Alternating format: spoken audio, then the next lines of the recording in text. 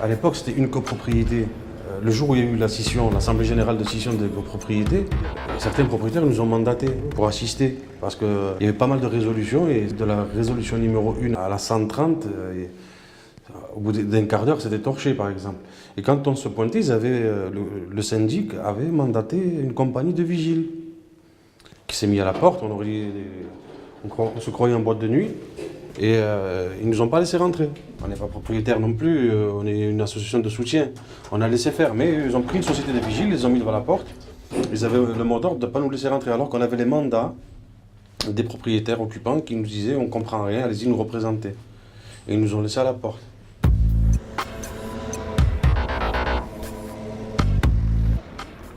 La Serme, elle a acheté le petit bain. Il y a quelques propriétaires occupants qui y sont là pour rien faire. Rien. Comme il y a un programme de rénovation urbaine, il y a des démolitions et des reconstructions. Donc qui dit démolition et reconstruction, dit expropriation.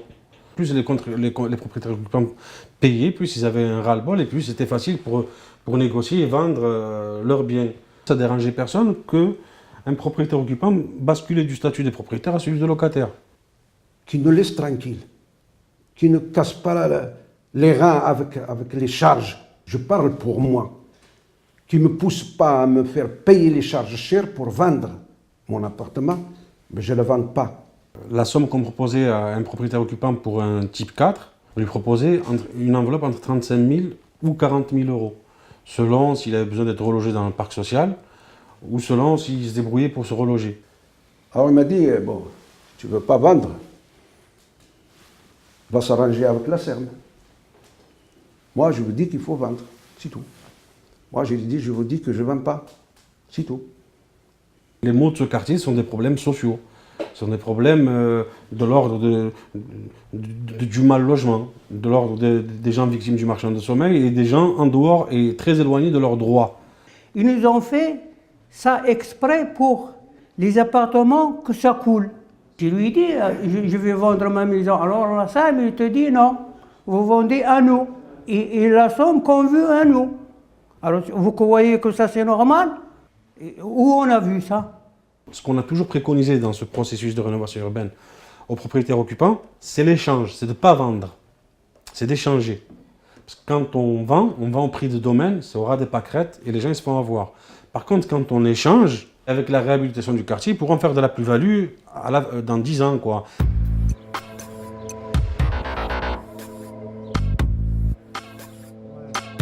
Le syndic qui marchera, à mon avis, ou pas, quand on sortira de ce programme de rénovation urbaine, quand on y sera à la fin.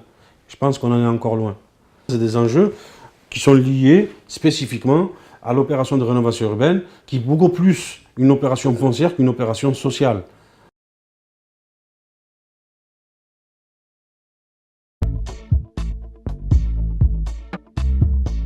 S'il y avait un système de gardiennage strict, il n'y aurait pas autant d'insécurité et autant de laisser-aller. Donc ça peut venir du conseil syndical. Si le conseil syndical ils élisaient quelqu'un qui était fiable, quelqu'un de crédible, quelqu'un qui fasse un vrai gardiennage, ben, il y aurait moins de squattage, il n'y aurait pas l'immeuble D qui est squatté, cassé, délabré, insalubre. Voilà. On s'est regroupés pour former un nouveau conseil syndical.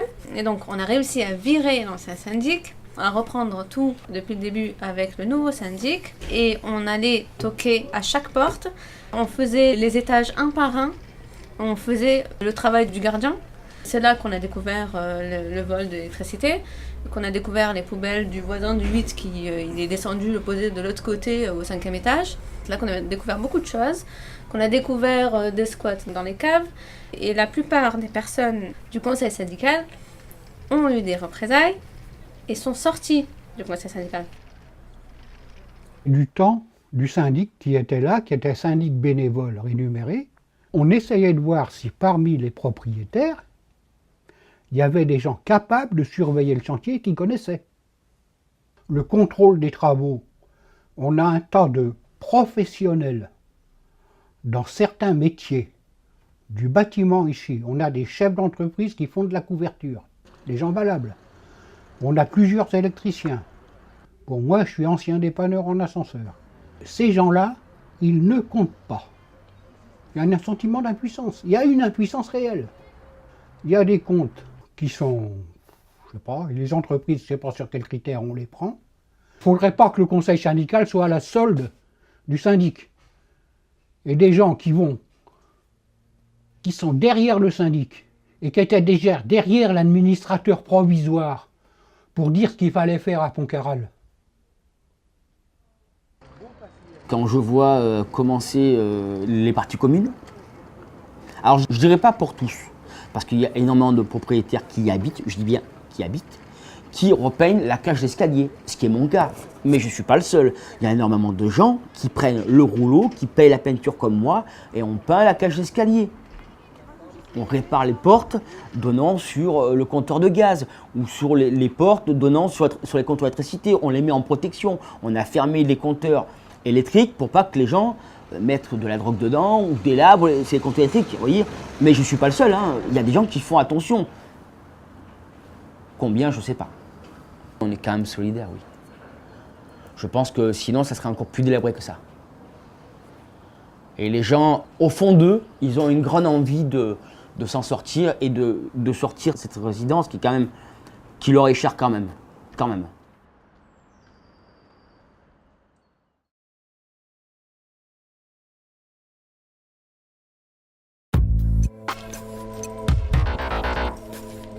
Il y a beaucoup de choses qui ont changé.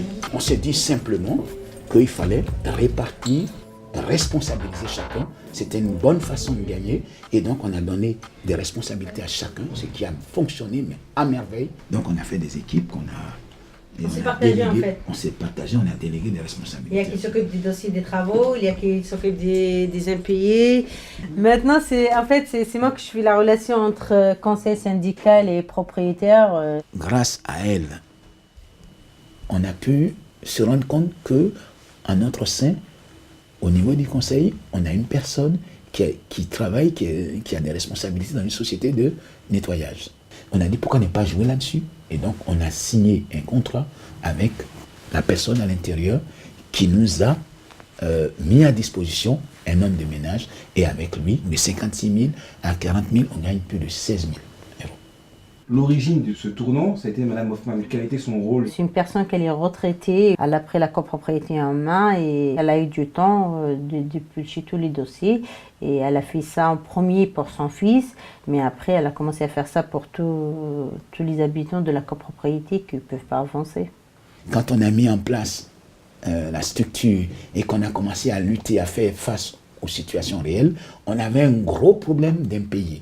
On a essayé de trouver des arrangements avec les gens qui ont des retards de paiement ou des dettes vers la copro, de payer leurs charges en cours, d'accord. Par contre, étaler les dettes sur un an et demi. Ils ont vu le changement. Ils ont vu le changement dans la copropriété, ils ont vu que c'est tranquille, c'est propre. Et ça, il les a motivés de payer, de commencer à payer et régler leurs dettes. Alors que ce n'était pas le cas avant. La fin de l'année dernière, à la fin de 2012, on a récupéré pratiquement 80 000 euros. Alors que l'ancien conseil syndical n'a pas réussi à combien? Aucun, zéro. Quand on a pris le bâtiment, on avait plus de 200 000 euros d'impayés et on s'est battu et on est à combien maintenant 118, 120, 120 000. Et on espère encore descendre encore plus bas. Et les 120 000, c'est la grosse part revient aux bailleurs.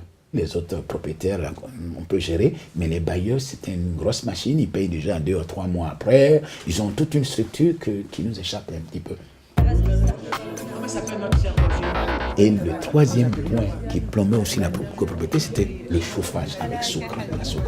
La Socram nous a un petit peu pourri la vie. Ils nous ponctionnaient, on avait plus de 20 000 euros qui passaient tous les mois à sortir pour payer du chauffage. Nous, on a découvert pendant l'Assemblée générale qu'on était liés à des contrats de 99 ans. Vous imaginez?